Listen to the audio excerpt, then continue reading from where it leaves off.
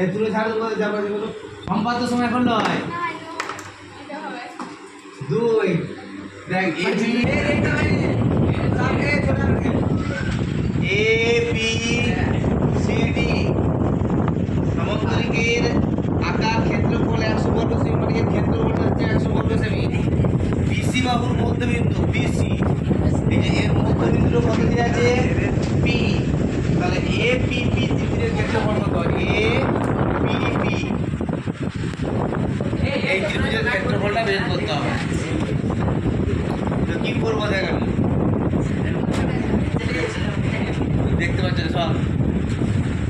A P P ত্রিভুজের ক্ষেত্রফল বের করব দেখ পি এর মধ্যবিন্দু দেখ আমি এখানে কি করছি এটা পি এর সমান্তরালে একটা সরলরেখা টানলাম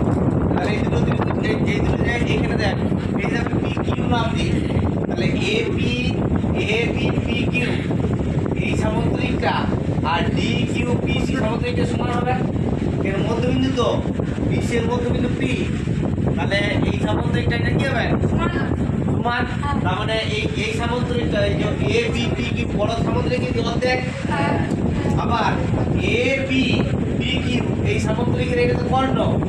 তার মানে এই ত্রিভুজটা এই কি আছে পুরো সামান্তরিক অর্ধেক মানে এই দুটো সমান কিন্তু অর্ধেক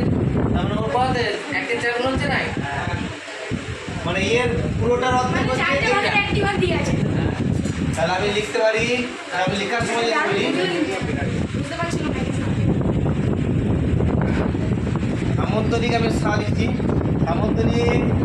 কি হচ্ছে এ বি পি কিউ মানে কি লিখতে পারি আমি half সামান্তরিক A B C D বুঝতে পারছি এটা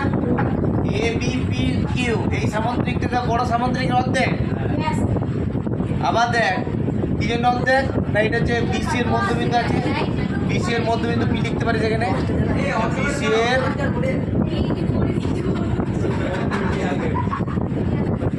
বিসি এর মধ্যবিন্দু পি আবার দেখ সামান্তরিক ত্রিভুজ এপিপি বা এপিপি বইয়ে দিয়ে আছে নাকি বইয়ের নামকরণটা আমি বলছি কি আছে এপিপি এটা সমান কি হাফ সামান্তরিক কি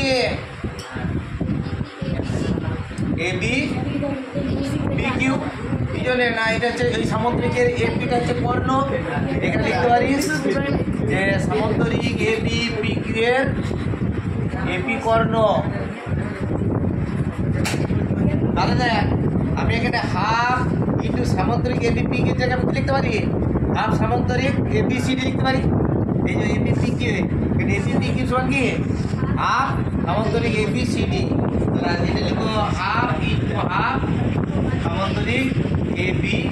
সি ডি সমান 1/4 সামান্তরিক এ বি সি হয়ে গেল